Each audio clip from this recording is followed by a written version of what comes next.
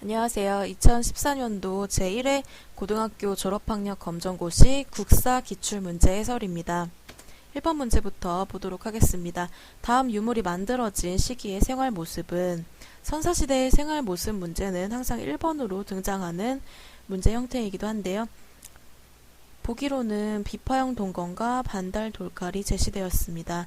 이것들은 모두 청동기 시대에 사용되었던 물건들입니다. 정답은 1번입니다. 고인돌이라는 무덤을 볼 수 있는 것은 청동기 시대의 모습입니다. 두 번째, 뗀석기를 사용하였다. 뗀석기는 구석기 시대에 사용했던 물건입니다. 3번, 불을 이용하기 시작하였다. 이건 역시 구석기 시대의 생활 모습입니다. 4번, 토기를 사용하였다. 토기를 사용한 것은 신석기 시대부터 볼 수 있는 생활 모습입니다. 2번입니다. 다음에서 설명하는 나라의 제천 행사는 우선 보기를 보고 어떤 나라에 대한 설명인지 파악하고 그 나라에서 시행하고 있는 제천 행사를 정답으로 체크하시면 되겠습니다. 주몽이 건국하였다. 서옥제 결혼 풍습이 있었고 제가회의에서 나라의 중대사를 결정하였다. 세 가지는 고구려라는 국가에 대한 설명입니다. 따라서 고구려에서 어떤 제천 행사를 시행했을까가 정답이 되는데요. 정답은 2번입니다. 고구려에서는 동맹이라는 제천 행사를 시행하였습니다. 나머지 국가들의 모습에서도 간단히 키워드를 짚고 넘어가도록 하겠습니다. 첫 번째, 부여입니다. 부여에서는 영고라는 제천 행사를 시행하였습니다. 그리고 각 부족장들이 맡아서 나라를 다스리는 사출도라는 제도가 시행되었고, 지도자가 죽었을 때 그 시중을 들던 하인들이나 그 사람이 살아있을 때 사용했던 물건들 등을 같이 묻는 순장 제도가 시행되었습니다. 그리고 주로 흰 옷을 입었다. 이런 보기들이 제시되었을 때 이것이 부여를 설명하는 것이구나 라고 정답을 추론하시면 되겠습니다.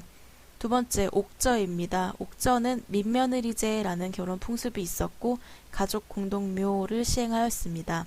세 번째, 동해입니다. 동해는 조개온, 책화 등의 풍습이 있었고 무천이라는 제천 행사를 시행하였습니다. 3번, 다음에서 설명하는 지역은 사만에서 정치적 지배자의 권력이 미치지 못한 신성지역, 제사장인 청군이 농경과 종교에 대한 의례를 주관한 곳.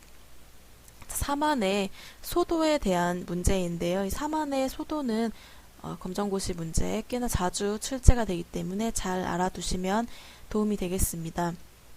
사만의 다른 풍습이나 다른 제도들에 대해서도 살펴볼 텐데요. 첫 번째로 수린날 계절제라는 제천 행사가 있었습니다.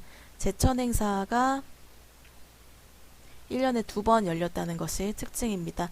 농업이 활발했기 때문에 저수지 산업이 있었고 철 또한 활발하게 생산되었습니다. 주목할 만한 점은 재정 분리 사회였다는 것인데요. 이 재정이라는 것은 지난번에 설명드렸듯이 제사와 정치가 각각 분리되어 있는 사회였다는 것입니다. 이 천군이라는 제사장이 따로 제사를 주관하였고 그 천군이 다스리는 지역이 바로 소도였습니다. 이 소도는 신성지역으로 정치적 지배자의 권력이 미치지 못하는 구역입니다. 따라서 정답은 1번 소도가 되겠습니다.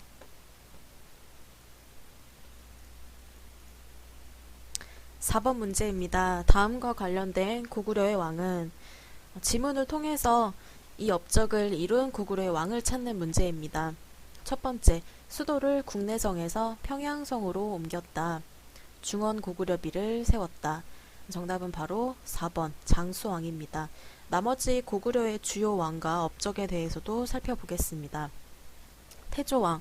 태조왕은 국가 체제의 정비를 마련하였고 그리고 왕위 세습 제도를 확립합니다.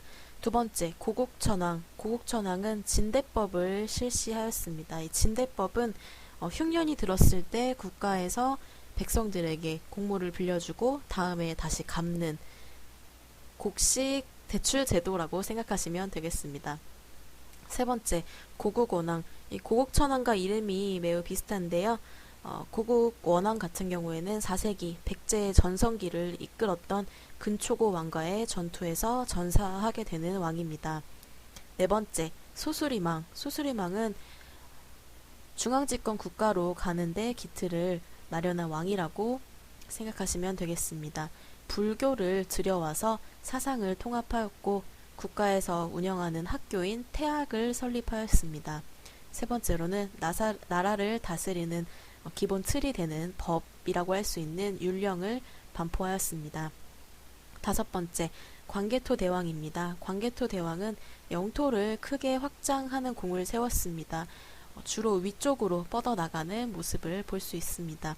국력이 매우 강했기 때문에 당시 신라의 왜구가 쳐들어왔을 때 신라에 쳐들어온 왜구를 군대를 이끌고 격퇴하는 역할을 하기도 합니다. 마지막으로 장수왕입니다.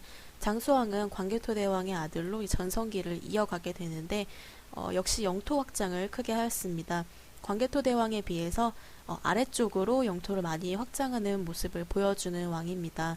당시 고구려의 수도는 국내성이었는데 국내성은 비교적 위쪽에 위치하고 있기 때문에 조금 더 아래쪽인 평양으로 수도를 옮겨서 남진 정책을 적극적으로 펼칩니다. 그리하여 한강 유역을 확보할 수 있었습니다. 또한 중원 고구려비와 광개토 대왕릉비를 세웠습니다. 5번입니다. 통일신라의 왕권 전제화와 관련 없는 것은 이 통일신라 중대의 신라 중대의 왕권이 강해지고 그리고 상대적으로 귀족들이 약해지고 신라 하대의 왕권이 약해지고 귀족이 강해지는 시기에 관한 문제도 자주 출제가 됩니다. 정답은 바로 호족 세력의 성장인 3번입니다. 이 호족 세력은 왕권과는 항상 반대로 움직인다고 생각하시면 되겠습니다. 호족 세력은 통일신라 하대에 지방에서 각종 귀족들이 자신들의 힘을 키운 세력을 호족 세력이라고 일컫는데요. 이 고려를 세운 왕건도 호족 세력의 일부라고 볼 수 있겠습니다. 나머지는 모두 왕권이 강해짐으로써 살펴볼 수 있었던 모습들입니다. 추가로 통일신라의 왕권 강화에 나타나는 두 가지 현상을 살펴보도록 하겠습니다. 첫 번째는 노급과 관료전입니다.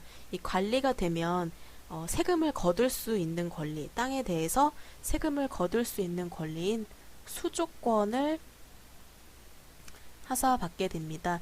이 노급과 관료전은 모두 그런 형태인데 조금 차이가 있습니다. 이 노급 같은 경우에는 기본적으로 세금을 거두는 수조권 플러스 그 땅에 있는 노동력까지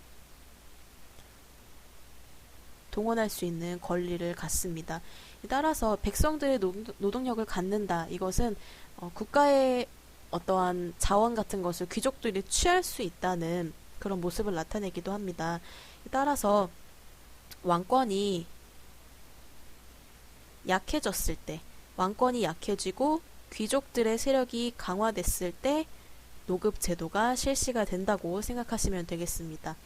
반대로 왕권이 강해지고 귀족이 힘을 쓸 수 없을 때 이 국가의 백성들의 노동력은 모두 국가의 것이다 라는 생각으로 관료전이 지급된다고 생각하시면 되겠습니다.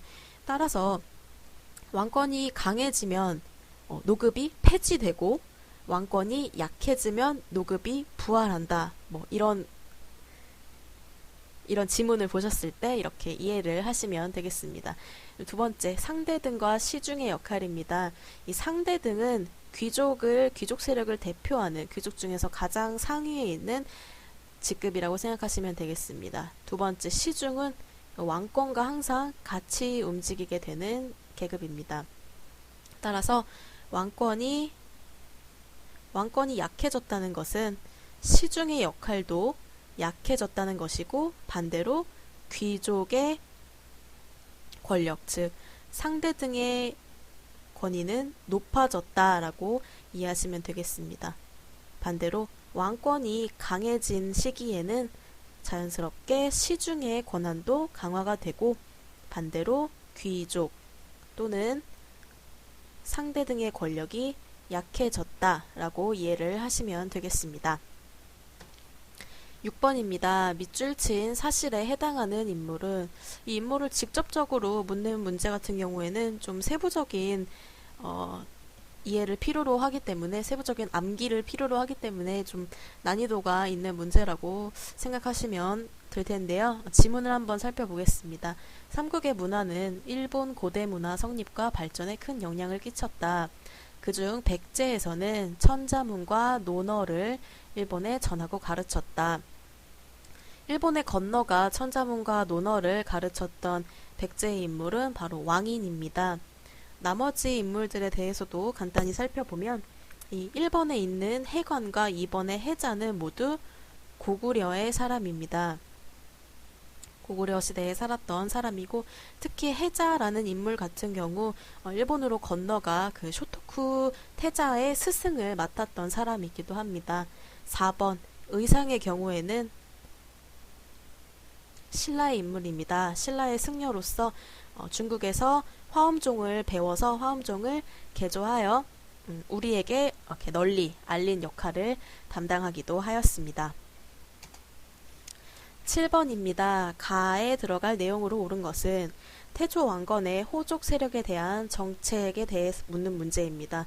이 태조 왕건 또한 호족 세력 출신이기 때문에 고려를 세우면서 이 지방의 강력한 호족들을 어떻게 당근과 채찍을 사용하여 자기 편으로 끌어들였는지에 대해서 묻고 있는 문제입니다. 제일 먼저 호족 세력을 통합하는 정책, 어떤 당근을 주어서 해서 호족 세력을 통합하였는가 살펴보면 첫 번째, 혼인 정책입니다. 이 호족 세력의 여식들과 결혼을 하여서 즉 사돈을 맺어서 통합을 하는 정책이고 왕의 성신, 왕씨성을 하사합니다. 반대로 호족 세력을 견제하는 것 또한 필요했는데요. 이 견제하는 정책에는 대표적으로 기인 제도가 있습니다. 호족 세력의 자식을 중앙에 불러들여서 이제 볼모로 잡아두는 정책입니다. 중앙에 자기 자식들이 이렇게 볼모로 잡혀 있는 걸 안 이상 함부로 반역을 꾀하거나 중앙으로 공격을 할 수 없도록 하는 쉽게 말해서 인질이라고 생각하시면 이해가 빠르실 것 같습니다. 나머지 보기도 살펴보겠습니다. 천거제도. 이 천거제도는 조선시대에 있었던 관리 등용 제도입니다. 이 천자를 보고 추천을 해서 관리 임용을 하였다라고 이해하시면 되겠고, 이번에 음서제도 같은 경우에는 고려에서 시행되었던 제도입니다. 고려의 귀족들이 큰 특혜를 누렸던 제도 중 하나인데요. 고위관리, 5급 이상의 고위관리의 자제를 시험을 보지 않고 관직을 받을 수 있도록 했던 제도입니다. 이 음서와 더불어서 공음전이라는 토지 제도 또한 귀족 세력의 특혜라고 기억해 두시면 좋겠습니다. 4번 골품제도입니다. 골품제도는 신라에 있었던 아주 엄격하고 폐쇄적인 신분제도입니다. 뼈에도 품질이 있다 이렇게 이해를 하시면 되겠는데 청골 세력, 진골 세력, 그리고 육두품 그 이하 이렇게 구성이 되어 있어서 자기의 등급에 맞는 직위까지만 올라갈 수 있는 한계가 있었고 집의 크기라던가 옷의 색깔 이런 것들이 아주 엄격하게 정해져 있었던 신라의 신분 제도입니다. 8번입니다. 고려 광종이 다음과 같은 정책을 실시한 궁극적인 목적은 고려 광종은 왕권 강화를 하는데 아주 많은 업적을 세웠던 왕입니다. 일단 보기를 살펴보면 노비안건법, 억울하게 노비가 된 사람들을 추려내어서 다시 양민으로 바꾸어주는 제도이고, 과거제도, 관리를 임용하는 데 있어서 과거 시험 제도를 통해서 임용을 진행하였고, 백관의 공복 제정, 관리들이 입는 옷을 명확하게 구분을 지어서 법으로 정해두었고, 독자적인 연호를 사용하였습니다. 이 네 가지 모두 왕권 강화와 관련이 있습니다. 나머지 1번 불교 장려, 3번 귀족 세력 우대, 4번 공신 세력 우대는 보기와는 관련이 없는 지문이라고 하겠습니다. 9번. 다음에서 설명하는 군사 조직은 고려의 군사 조직에 대해 묻는 문제입니다. 최씨 무신 정권의 군사적 기반이 되었다. 개경환도, 개경으로 돌아가는 것을 반대하며 대몽항쟁, 원나라와의 싸움을 계속하자고 했던 세력들, 했던 군대. 정답은 바로 3번입니다. 이 삼별초는 원나라와 싸울 때 마지막까지 항전했던 고려의 군대입니다. 나머지 군사 조직에 대해서도 간단히 살펴보면 주현군 같은 경우에 고려의 지방군 조직입니다. 고려의 지방군 조직이고 이 3번과 4번은 잡새군과 소고군은 모두 조선의 지금으로 따지면 예비군이라고 볼 수 있겠는데요. 이 잡새군 같은 경우에는 조선 전기에 있었던 예비군이고 소고군은 조선 후기에 있었던 예비군입니다. 평상시에는 뭐 농업에 종사하는 등 이제 자기 일을 보다가 유사 상황이 되면 전시 상황이 됐을 때 이제 군인으로 참여를 하게 되는 그런 세력을 이야기합니다. 10번. 직지심체 요절에 대한 설명으로 옳은 것은 직지심체 요절은 현존하는 세계 최고의 금속 활자본으로 공인되었다. 정답은 3번입니다. 나머지 보기를 살펴보겠습니다. 현재 합천 해인사에 보존되어 있다. 합천 해인사에 보존되어 있는 것은 팔만대장경에 대한 설명입니다. 이 직지심체 요절 같은 경우에 아직까지도 우리나라에 반환되지 못하고 프랑스 박물관에 전시가 되어 있습니다. 2번. 현존하는 세계에서 가장 오래된 목판 인쇄물은 바로 무구정광 대다란이 경입니다. 4번. 부처의 힘으로 몽골의 침략을 물리치기 위해 만들었다. 이건 역시 팔만대장경에 대한 설명이 되겠습니다. 11번입니다. 다음에서 설명하는 고려시대의 신부는 재산으로 간주되어 국가에서 엄격히 관리하였다. 매매, 증여, 상속의 방법을 통하여 주인에게 예속되었다. 즉 물건처럼 거래가 가능했던 신분층을 이야기하는 것인데요. 이것은 바로 4번입니다. 참고로 고려시대의 신분제도는 귀족, 중인, 양민, 천민 이렇게 4개로 구성이 되어 있습니다. 귀족 같은 경우에 폐쇄적인 혼인 제도가 있었습니다. 즉 끼리끼리 논다 이렇게 이해를 하시면 되겠는데요. 귀족은 귀족끼리 결혼을 하여서 계속 귀족 가문을 이어가는 것을 설명합니다. 그리고 아까 문제에 나왔던 것처럼 음서와 공음전의 특혜를 받았던 계층입니다. 두 번째, 전문 하급 관리직이었던 중인입니다.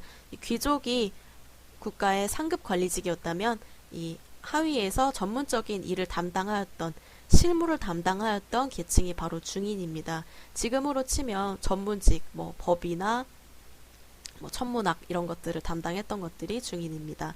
세 번째, 양민.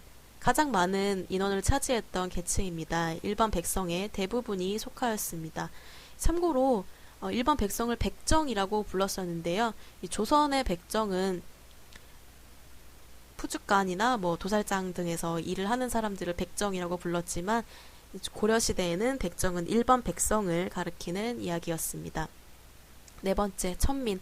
대부분이 노비 계층에 속했고 보기에 나온 것처럼 매매, 증여, 상속의 방법을 통하여 주인에게 계속되는 즉 물건처럼 다루어지는 계층이었습니다. 자, 그리고 조선시대 고려시대 여성의 지위 같은 경우에는 이 조선시대 여성에 비해서 상당히 높았던 것을 알 수 있습니다. 재가를 허용하였습니다. 재가는 남편을 잃은 후 이혼이든 사별이든 남편을 잃은 후에 다시 혼인을 할 수 있도록 하였습니다. 그리고 여성인 자녀도 제사를 지낼 수 있는 권한이 있었고 경제적인 혜택, 이 음서나 공음전 등의 경제적인 혜택을 여자 쪽 외손자라던가 사위 이런 분들도 경제적인 혜택을 누릴 수 있었던 것을 볼 수 있습니다. 조선시대에 비해서 상당히 여성의 지위가 높았던 것이라고 보여집니다. 12번 다음과 같은 정책을 실시한 고려의 왕은 지문을 살펴보겠습니다. 관제 복구하였다. 정방을 폐지하였다. 친원 세력을 몰아내었다. 쌍성 총관부를 탈환하였다. 이것들은 모두 고려 공민왕의 업적입니다.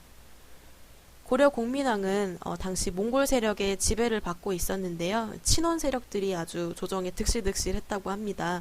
그런데 이 친원 세력들을 몰아내고 좀 자주적인 정책, 공격적인 정책을 펼쳤던 왕입니다. 보기에 나온 것 외에도 전민 변정 도감을 실시하여서 왕권을 강하게 하고 귀족 세력들의 어떤 특혜나 부패 등을 뿌리 뽑으려고 노력했던 왕입니다. 13번 다음 기능을 담당한 기관에 해당되지 않는 것은 조선시대의 국가기관에 대한 문제입니다. 조선시대에 왕과 대신들을 견제하는 언론 기능을 담당하였다. 권력의 독점과 부정을 방지하였다. 국가가 잘 돌아가는지 감시하고 관리, 심지어 왕까지 견제할 수 있는 조선시대의 기관은 바로 사원부, 사관원, 홍문관에 해당하는 묶어서 3사라고 불리는 기관입니다. 4번에 나온 의금부는 왕권 강화, 왕권 견제와는 관련 없는 국가기관입니다. 나머지 주요 국가기관들에 대해서도 살펴보면 첫 번째로 의정부가 있습니다. 의정부는 최고 행정기관으로서 국가의 중대사를 결정하는 기관이었습니다. 두 번째, 6조 중앙관청인데요. 지금으로 따지면 국방부, 여성부, 교육부 이런 식으로 각자 전문적인 분야를 나누어서 중앙관청의 업무를 보았던 곳입니다. 세 번째, 승정원입니다. 승정원은 왕명의 출납을 담당하는 기관이었습니다. 사극에 보면 왕이 항상 도승지를 이렇게 뭔가를 하려고 할 때 도승지를 부르는 모습을 볼 수 있는데 이 도승지가 승정원에 속했던 사람의 직급입니다. 4번 의금부 국가 직속 사법기관입니다. 대역죄인 등의 중죄인을 처벌하는 기관입니다. 사극에 보면 이제 막 사람들 국가에 아주 큰 죄를 지었다고 생각되는 사람들을 끌어다 놓고 주리를 틀거나 벌을 내리는 것들을 바로 이 의금부에서 수행하였습니다. 다섯 번째 3사입니다. 조선시대의 왕과 대신들을 견제하는 기능을 담당했던 3사는 사관원, 사원부, 홍문관으로 이루어져 있습니다. 첫 번째 사관원은 왕에게 간언과 간쟁을 논했던 기관입니다. 왕이라고 해도 이것은 왕의 도리에 맞지 않습니다 라고 바른 소리를 할 수 있는 견제기관이었습니다. 두 번째, 관리의 비리를 감찰하여서 권력이 뻗어나가는 것을 막았던, 견제했던 기관입니다. 지금으로 따지면 감사기관이라고 생각하시면 되겠습니다. 세 번째, 홍문관입니다. 홍문관은 이 정책과 자문을 맡았고 그리고 왕가의 도서를 관리하는 업무를 담당했습니다. 이 3사는 고려시대에도 등장을 하는데요. 고려시대의 3사 같은 경우에는 조선시대와는 다르게 단순 회계만을 담당했던 부서입니다. 이 조선의 3사와 고려시대의 3사의 역할이 크게 다르다는 것을 알아두시면 좋겠습니다. 14번입니다. 조선의 정조가 실시한 정책을 보기에서 고른 것은 1번, 기역, 규장각 설치. 규장각 설치는 정조의 업적 중 하나입니다. 니은, 훈민정음 창제.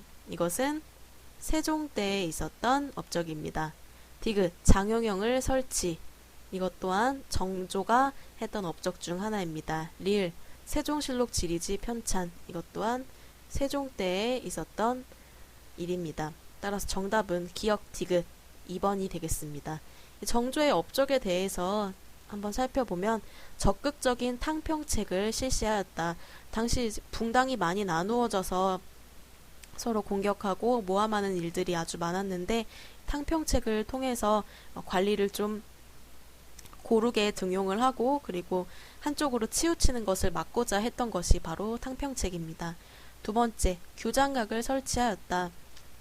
능력 있는 인재들을 규장각에 배치하여서 그들에게 또 이제 많은 권력을 실어주어서 정치적인 기구로 육성을 하게 됩니다. 세 번째, 장용영 설치. 장용영은 국왕을 가장 가까이에서 모시는 칭의대입니다.